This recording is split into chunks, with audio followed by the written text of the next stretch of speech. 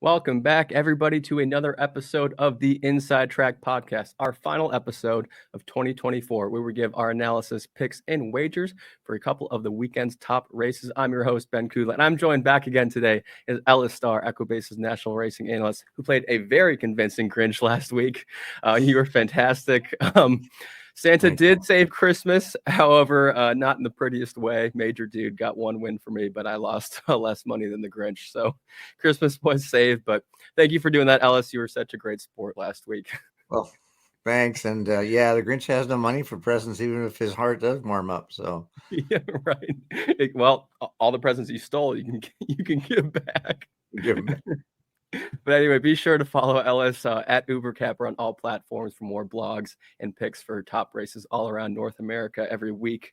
Before we begin, I do want to give my condolences to all connections of the mighty Uncle Mo, who passed away at the age of 16 last week.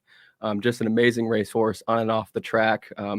Prodigy like Nyquist, Adair Manor, Kings Barnes, just the list goes on and on.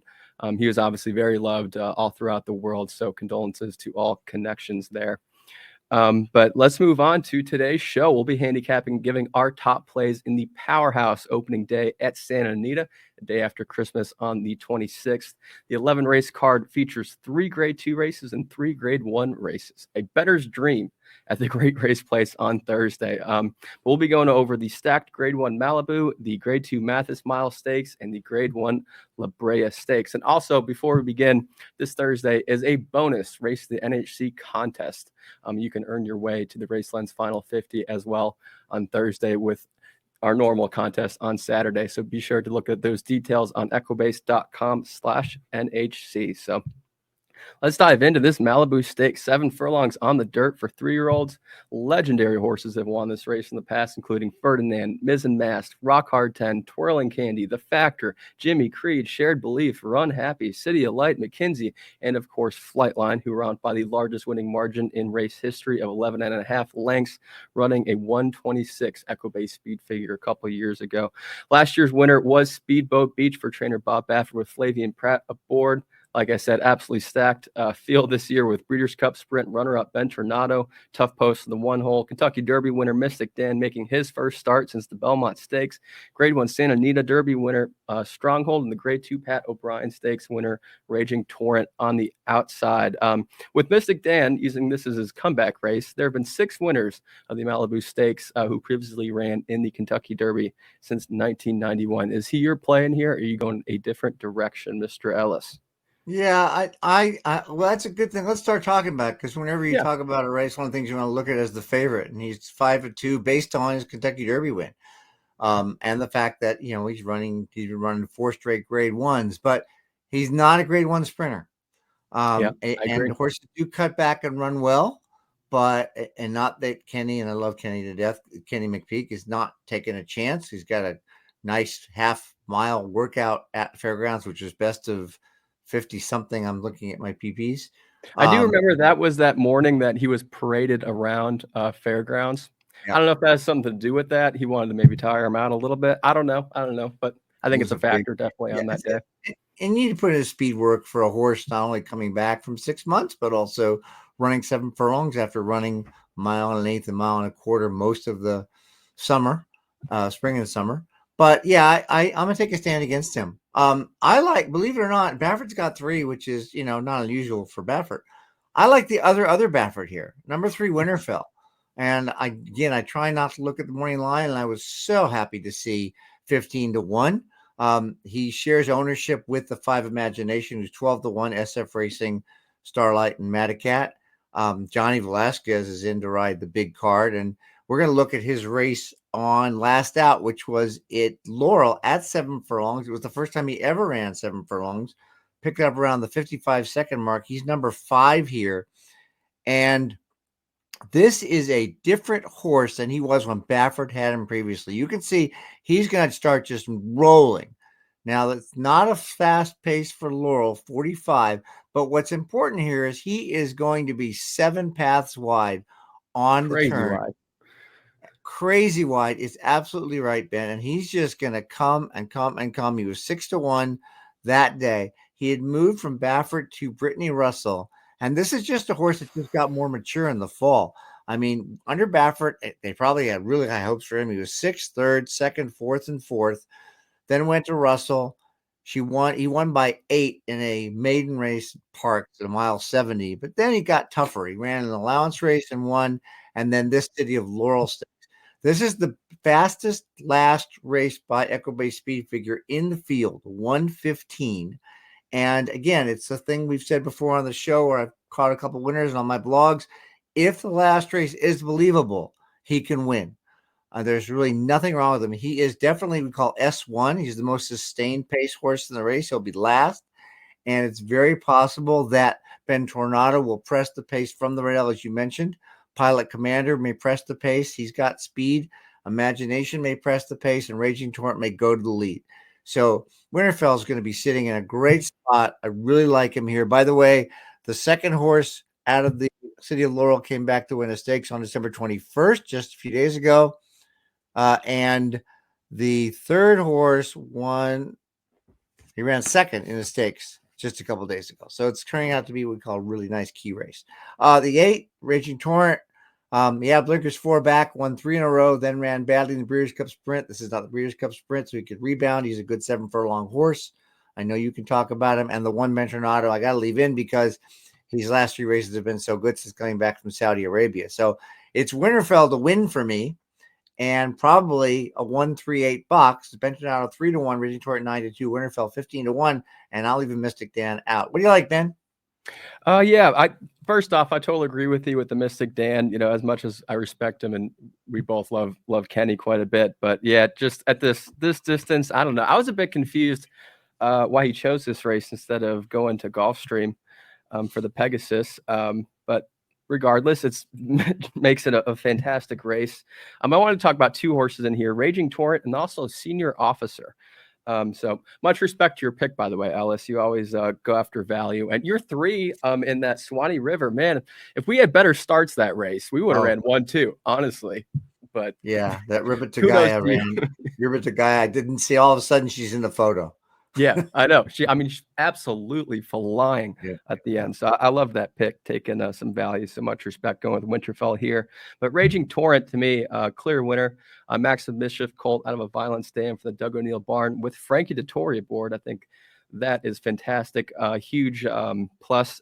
Frankie Dettori in the past got 2 months. He's at like 38% first time riding. So small sample size. But in the past 5 years, they've not won a graded stakes together, Doug O'Neill and Frankie Dettori, but lifetime they're 6 of 15, 22%, and 56% in the money with a plus 9% ROI in all races. Raging Torrent coming off a pretty disappointing finish in that Breeders' Cup Sprint, finished 7th by 6 1/4 lengths.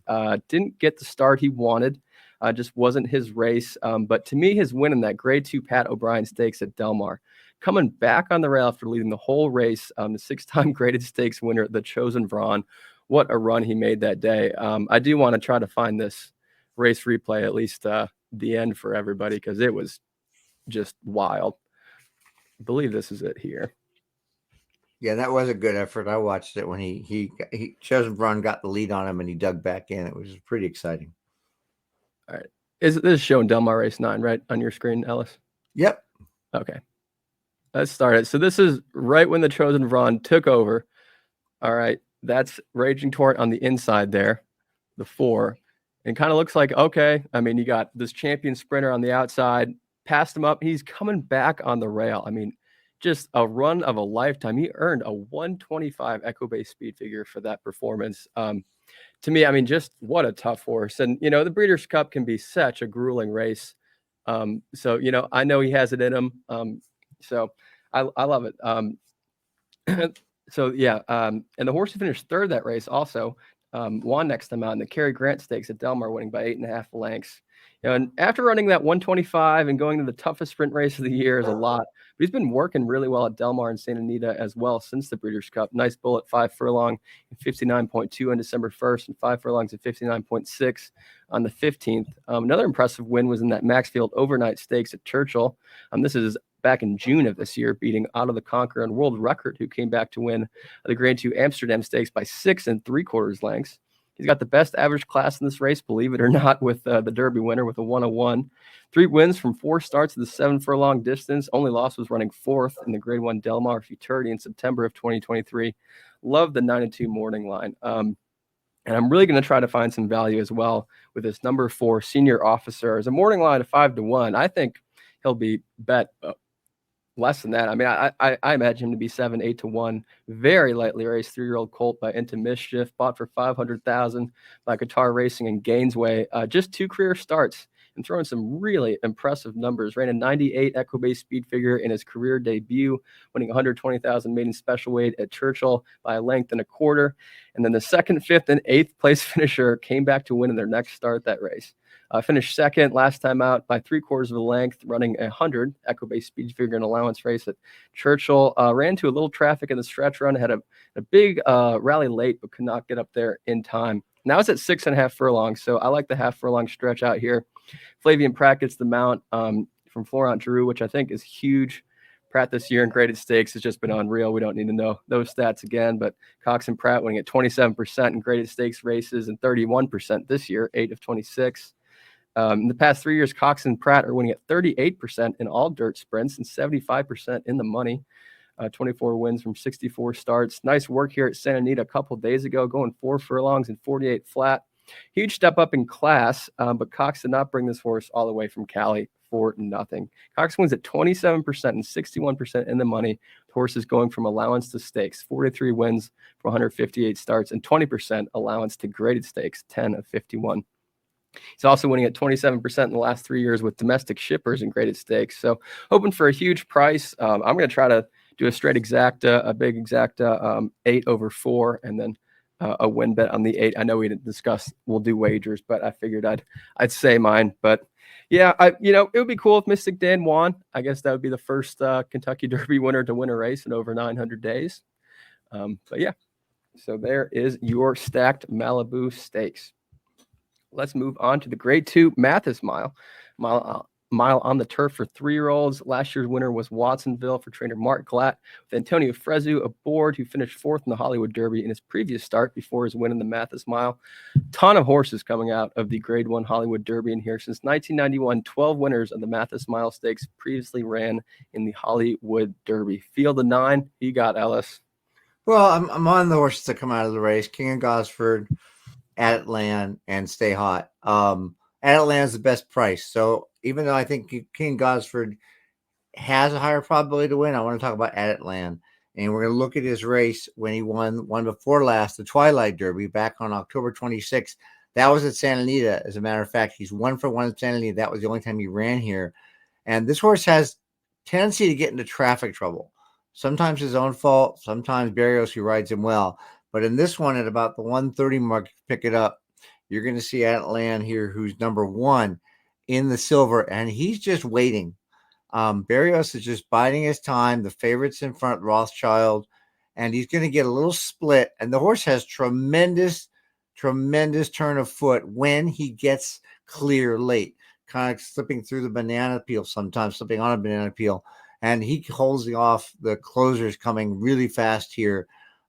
Stay Hot ends up 4th. King Gosford ends up 2nd. He beat him by length and a quarter, Stay Hot, that day. And so I think he can get it done at 8-1. Now, King Gosford's really tough, 5 wins for 14, but he has run 2nd. He ran 2nd in the Hollywood Derby. He ran 2nd in the La Jolla. He's 1 for 2 at a mile. Certainly not a big knock. And as you mentioned earlier, Pratt's just having the record year and the horse has a nice workout. The other one is Stay Hot. I don't need to talk about him again that much. He's 5 for 7, 1st or 2nd this year. He won the Pasadena at Santa Anita in March at a mile, non-graded. And then his graded stakes, he's 2nd, and 4th. So I think King Gosford's going to be 6-5 or lower, which is his morning line. Stay Hot, I don't think will be 7-2. It'll be 3-1. Adeland's still going to be 4 or 5-1. So my plan would be to play Adeland to win, and then to play King Gosford and Stay Hot on top of Adeland in the exact instead of a place bet, because I don't think any of the others have much of a shot. Okay, yeah, I wholeheartedly agree, and those were exactly my three. I'm going to go with a little different. I'm going to go with Stay Hot on top. I thought the morning line 7-2 is pretty decent. I agree with you on those odds. He'll probably be down to 3-1. King of Gosford 6-5, and yeah, you'll get definitely 5-1. I think on added land. But anyway, Stay Hot, originally by Summerfront, who stands for just 5,000. He's bought as a yearling for 130,000. He's already made over 420,000 in earnings. So he started his career on dirt in 2 starts. As soon as he got on grass, I mean, he's a different horse.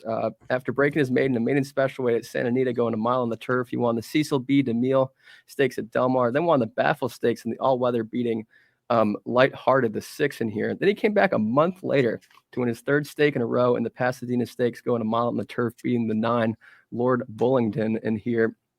Doesn't do so great in the Grade 2 American Turf Stakes at CD. I'm willing to cross that one off. Comes back to actually beat King of Gosford in the La Jolla handicap at Del Mar, who just finished second by 3/4 of length in the Grade 1 Hollywood Derby and is a 6-5 morning line favorite in here. He also beat Adelan in that race as well, who won the Grade 2 Twilight Derby, although Adelan beat Stay Hot the start before. But Juan Hernandez is aboard today. I think that's a huge plus. On the past month, Juan Hernandez is winning at 47% first-time riding, 7 wins from 15 starts, and 73% in the money. Ran a really game 4th in that Grade 1 Hollywood Derby. Set 8th in the inside for most of the race, and going into the stretch, he really had nowhere to go until the hole opened up on the inside. He had a beautiful late rally to finish 4th by just a length, running a career best 105 Equibase speed figure, 3 or 4 at this mile distance, and 2 wins and a second at Santa Anita. Only finish out of the money was in the British Cup Juvenile Turf last November. He might, I mean, yeah, we'll see. We'll see. I could see a scenario where he is favored over King of Gosford. I hope that doesn't happen, but and I do like Adelan as well for all those reasons. But I think honestly, boxing those 3 horses in a trifecta would be almost a pretty easy bet to do. Maybe add a couple in the 3rd spot below, but yeah. That is my pick for the Grade 2 Mathis Mile. And last but not least, Grade 1 La Brea Stakes, 7 furlongs on the dirt for 3-year-old fillies.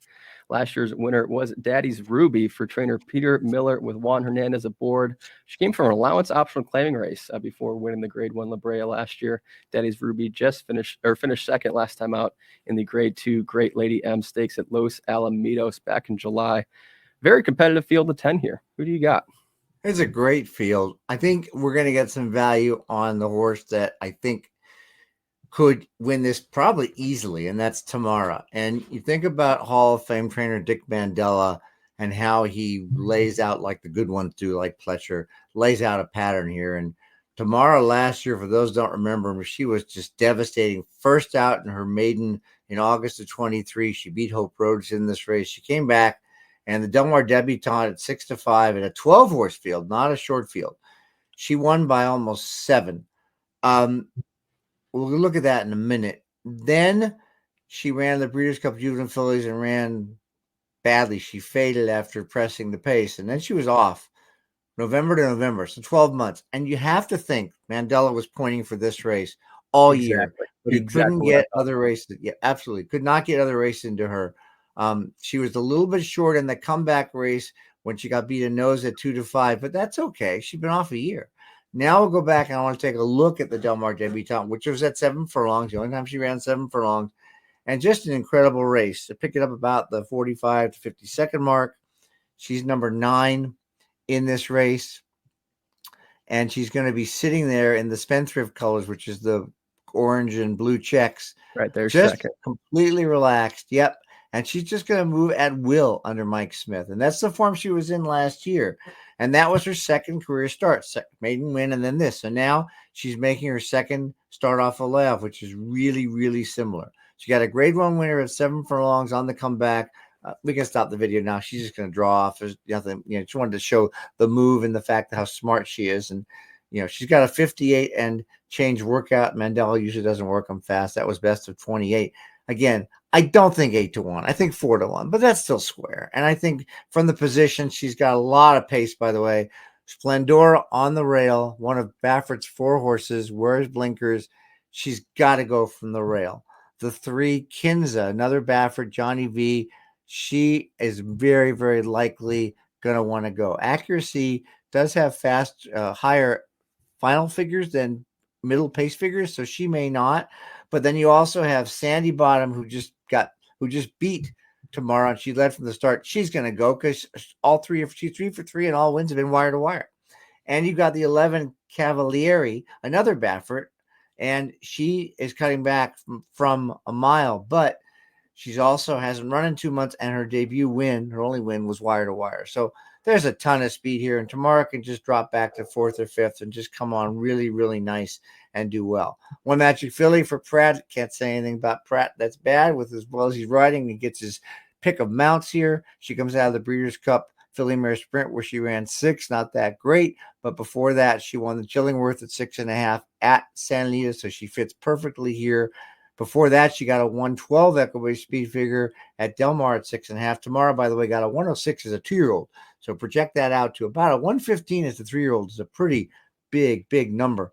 And I said, so tomorrow, One Magic Filly, and last but not least, Hope Road, who appears to be a need the lead type on paper, but won back in the Torrey Pines in August. She sat 4 lengths off the pace. So Juan Hernandez again sticks with her. He picked her to ride over Splendora, over Kinza, and over Cavalieri. He had all 3 last time. He's riding Hope Road here. She can also sit a nice trip. She got a 109 and 107 speed figures at Del Mar this summer before the Bayaco, which she kind of went a little less at 101. I like to cut back from 8 to 7. So it's going to be 10, 7, 9. Tomorrow, I'm definitely going to bet 3 to 1 or higher. She's a win bet. And I'll mess around with some exactas and trifectas. These will be, Hope Road's 3 to 1, One Magic Filly's 4 to 1. So they may be favored. Hopefully tomorrow stays at a decent price. You may end up with 3 favorites. So you got to be careful on the exactas.